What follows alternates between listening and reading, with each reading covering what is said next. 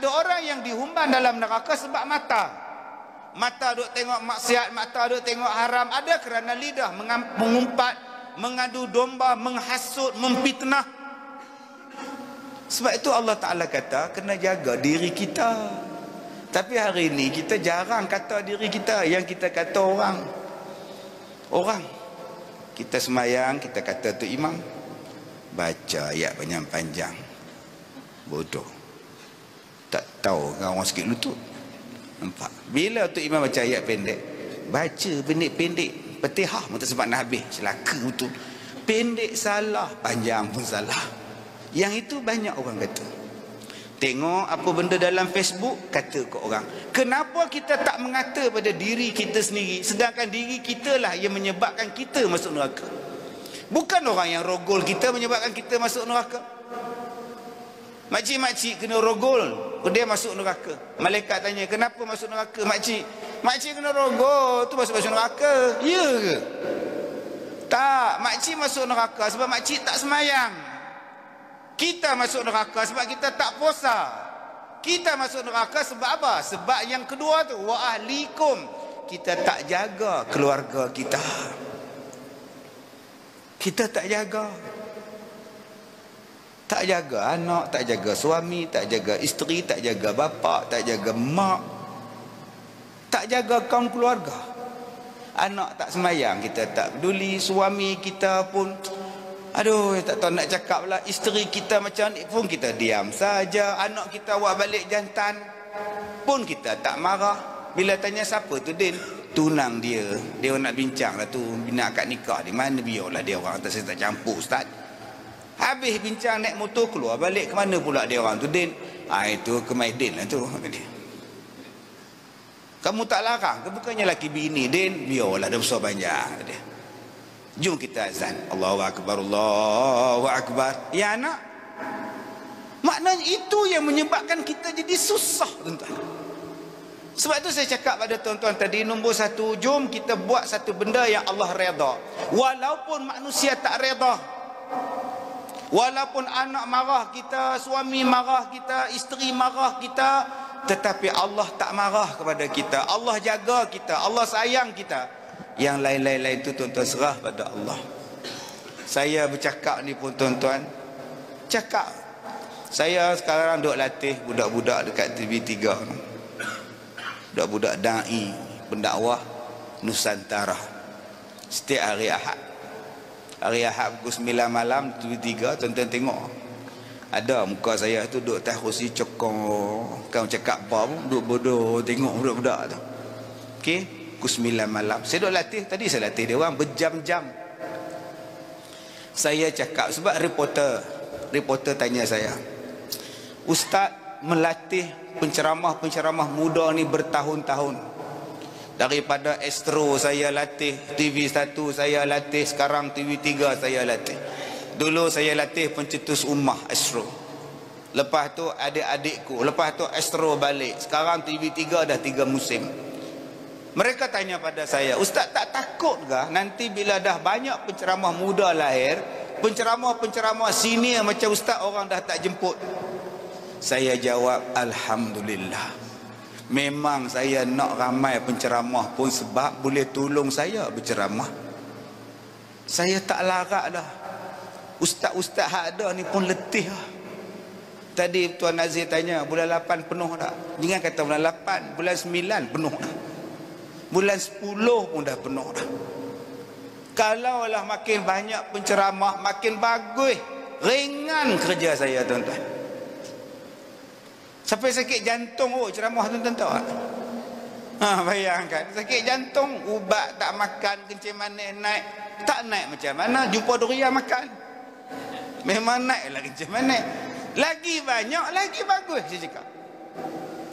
Sebab kita ni dakwah. Dakwah ni bukan setakat jadi penceramah aja, macam-macam boleh berdakwah.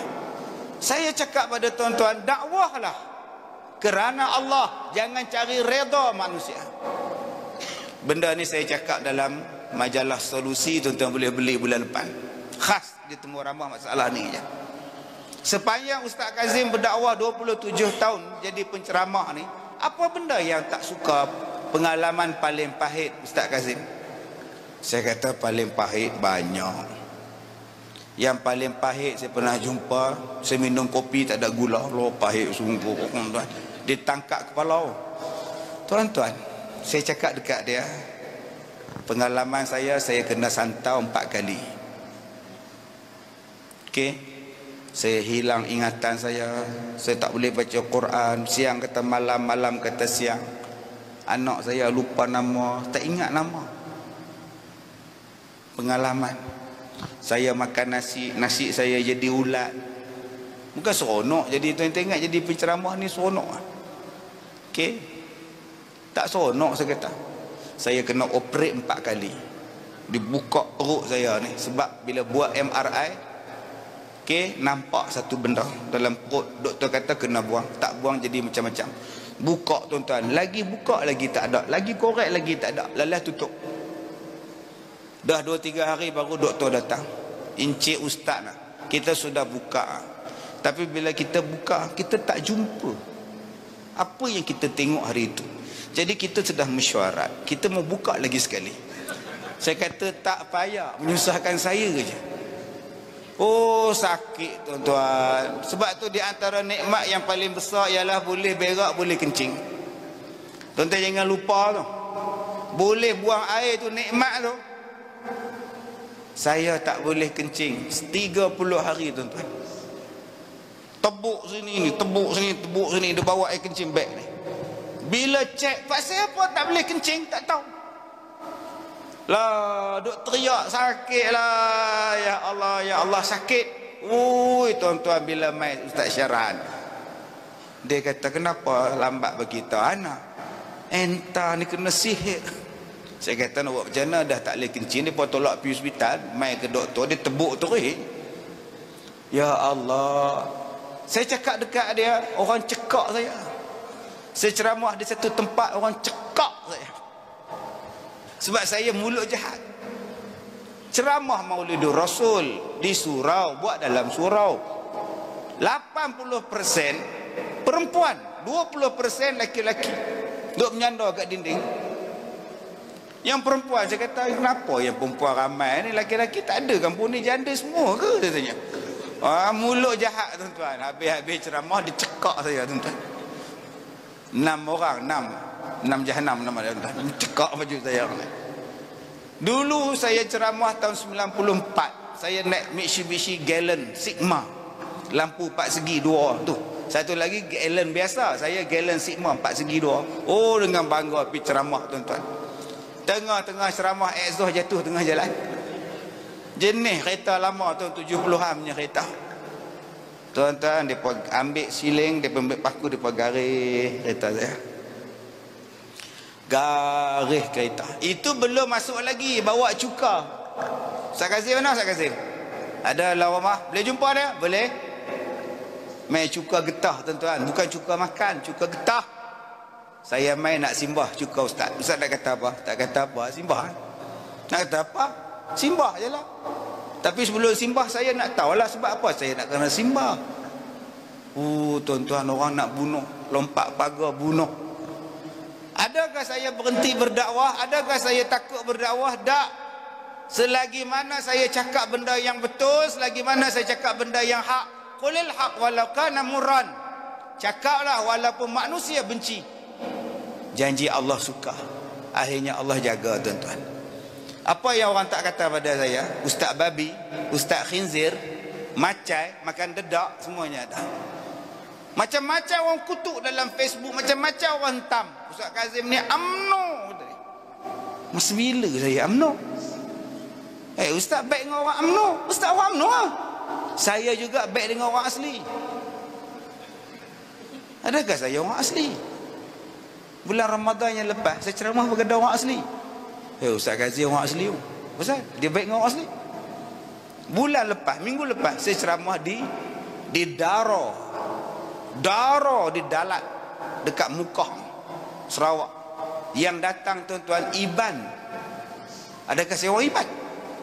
Saya pergi ceramah kat Rumah Panjang tu. Ustaz Kazim orang Iban. Dia pergi baik dengan orang Iban. Ni mentaliti dia. Saya tak peduli tuan-tuan, saya pegang satu aja. kita cari redha Allah. Orang yang kutuk kita tak tahulah dia pergi mana, kita tetap berada pada landasan kita. Allah jaga.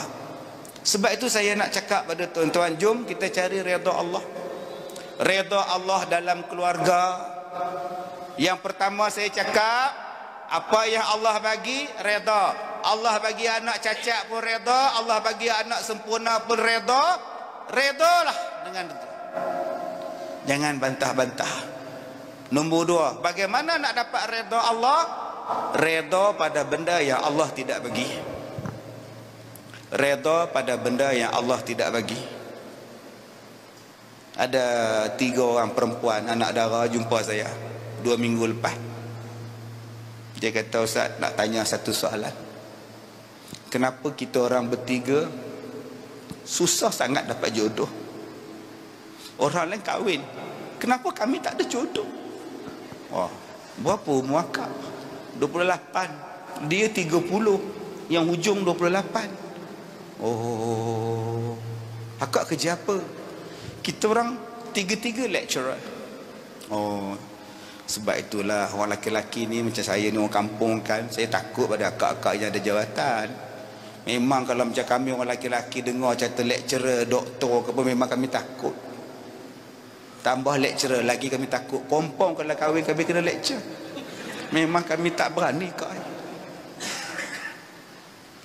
Dia jawab, kita orang tak kisah Ustaz.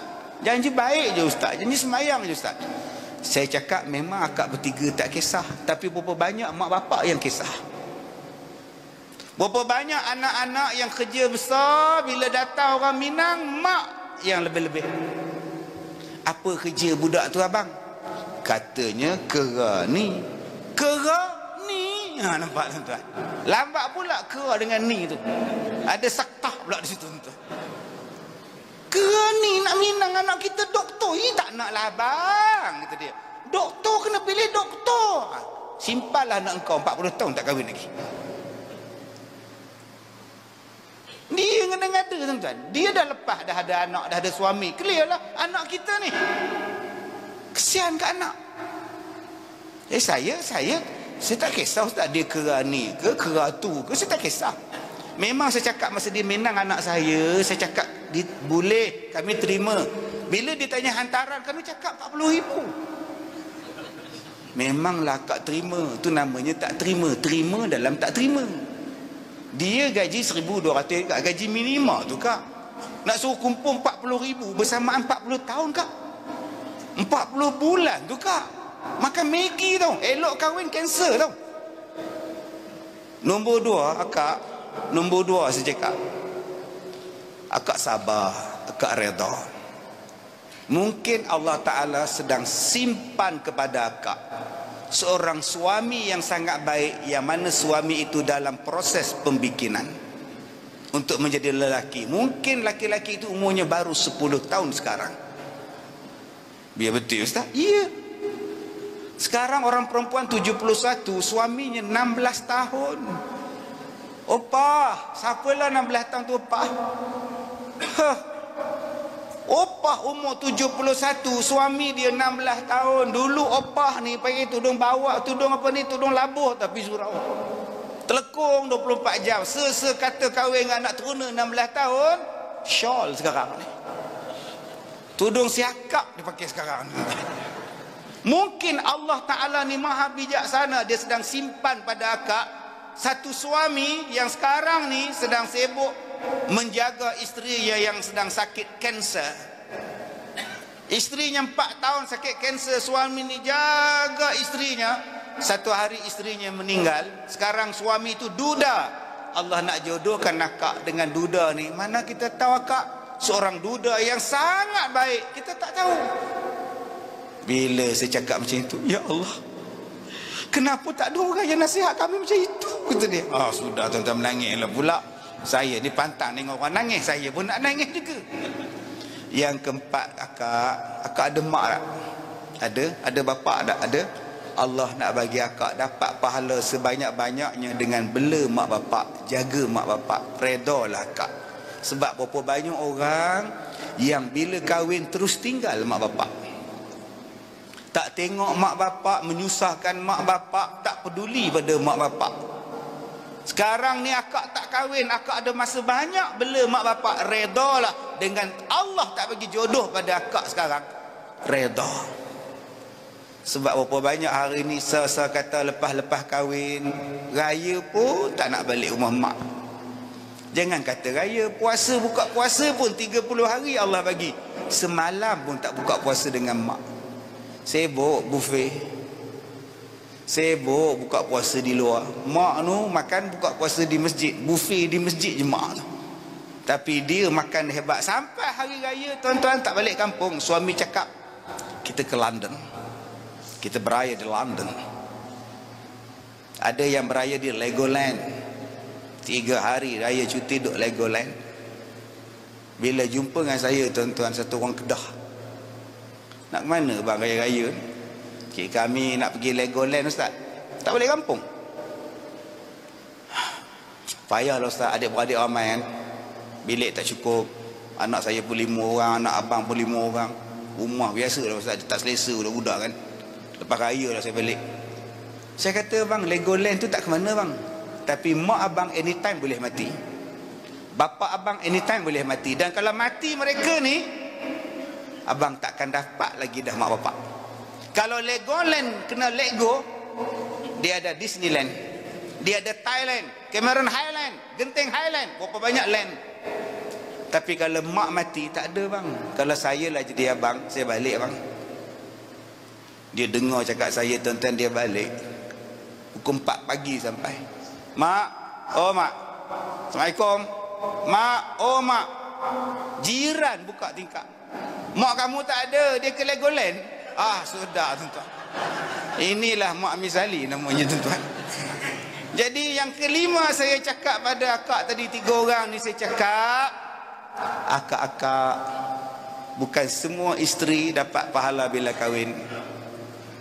Akak bersyukurlah tak kahwin. Buat masa ini, sekurang-kurangnya akak tak ada dosa dengan sebab akak berkahwin.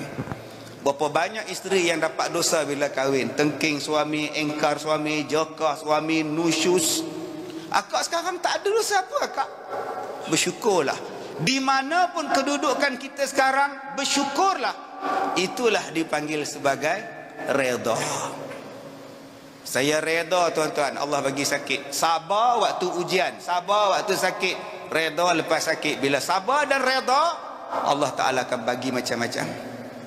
Tak usah duk kata, ni aku sakit ni pasal dia, aku sakit ni aku tolong dia lah, aku sakit jatuh motor ni, aku jatuh motor pasal nak ambil dia lah, aku tolong pergi ambil kasut dia tu lah, aku jatuh lah longkang, dia punya pasal lah. Jangan cakap macam tu. Ada benda lain yang Tuhan nak bagi. Saya tuan-tuan, bila saya sakit jantung hari itu, saya relax, redha, dah nak mati pun matilah ya Allah, redha ya Allah. Allah bagi nyawa lagi, alhamdulillah, sambung lagi dakwah. Tuhan bagi macam-macam waktu sakit. Sabar aja dulu. Bila jantung tersumbat tuan-tuan, kena buat serta merta 100% tersumbat. Masuk saja bilik pembedahan, masuk saja bilik tuan-tuan, Allah kata doktor, tiba-tiba doktor cakap, tak apa, ada orang sedekah pada Datuk untuk masukkan spring dalam badan Datuk. Dia patutnya buat hari ni, tapi dia bagi spring tu pada Datuk. Datuk lebih perlukan daripada dia. Sampai sekarang saya pun tak tahu siapa yang bagi spring tu tuan-tuan. Saya tak tahu. Kalau saya nak tunggu, berapa lama lagi nak tunggu. Lepas daripada tu tuan-tuan, alhamdulillah, mana saya ceramah, ambulans standby. Bukankah bagus? Tuan-tuan sakit, ambulans standby. Saya ceramah di Sarawak, di Masjid Kuching, Bandar Raya Kuching, 4 ambulans standby. Berapa banyaknya ambulans saya cakap. Tengok-tengok betul tuan-tuan. Yang seorang tu kena sawan, diusung turun. Yang seorang tu nak pingsan, diusung turun. Bukankah bagus saya sakit? Dia menyenangkan orang lain dan menyenangkan saya. Saya sebulan sekurang-kurangnya 5-6 kali pergi balik. Saya naik ke beg terbang sebulan. Saya bawa beg, baris nak periksa, nak masuk check in apa semua tu, nak boarding apa semua, nak check, nak cok pasport lah apa, duk tunggu tu, nak scan. Polis tu panggil, Datuk Kazim, Datuk, Main depan terus. Sila Datuk. Datuk. Tak payah baris tuan-tuan. Minta maaf ya, dia sakit jantung. Terus. Oh, subhanallah. Jadi abang-abang kalau nak supaya tak berbaris, minta sakit jantung. InsyaAllah kita terus ke kubur. Cepat sikit tuan-tuan. Jadi sekadar itu saja, saya minta maaf. Saya nak ke Bernama TV. Kita jumpa lagi di lain masa. InsyaAllah saya minta maaf jika terkasar bahasa. Jadi tuan-tuan yang nak baca buku saya ke apa ke di luar tu ada jualan daripada sekolah saya, Pusat Pendidikan Al-Barakah. Ada ubat-ubatan yang saya buat, ada buku-buku yang saya tulis. Tuan-tuan dermalah dengan membeli produk-produk untuk sekolah saya, Pusat Pendidikan Al-Barakah Manjui. Terima kasih semua. Wabillahi taufiq wal hidayah. Assalamualaikum warahmatullahi wabarakatuh. Baik, terima kasih yang bagi Datuk Ustaz Kazim. Baik, sebelum kita pulang, insyaAllah